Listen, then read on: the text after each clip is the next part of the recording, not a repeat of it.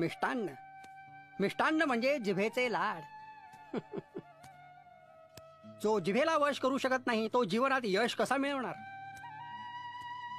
जा जा, त्या माळणीकडून आमच्यासाठी झुणका भाकर घेऊन ये.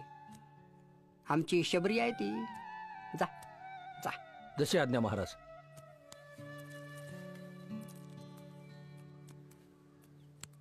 महाराज, बंकटलाल भाकरी आणतात. मी तुंबा भरून पाणी घेऊन येतो. अरे तिकडे कुठे निघालास?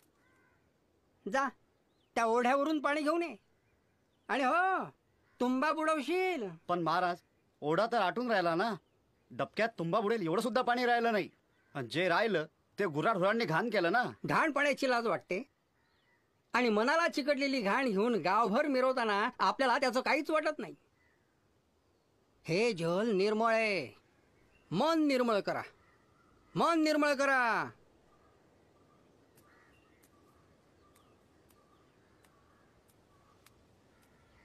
हे घ्या महाराज.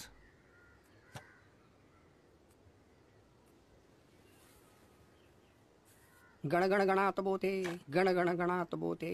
महाराज, गणगण गणात बोते. हा मंत्र तुम्ही नेहमी म्हणता, पण याचा अर्थ मला अजून उमगलेला नाही. गणगण गणात बोते. ग ग गजाननाचा, ण ज्ञानाचा, णा प्राणाचा, त तमोगुणाचा, बो बळवंताचा आणि ते शेवटाचा.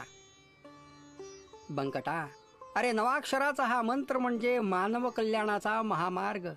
गणगण गणात बोते. महाराज, गणगण गणात बोते, गणगण गणात बोते.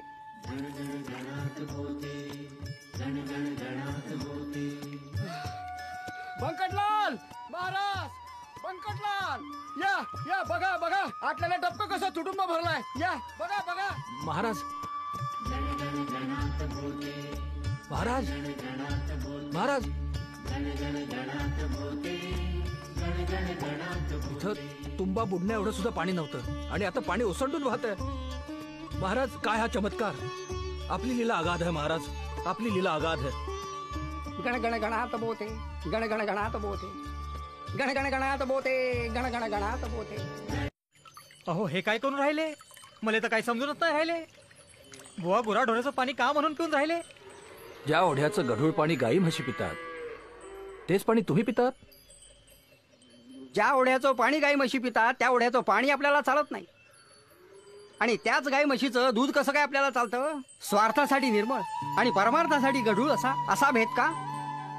अरे पाणी गढूळ नाही, आपलं मन गढूळ झालंय. मन बदला, मन बदला. गढूळपणा गळून पडेल, गढूळपणा गळून पडेल. महाराज,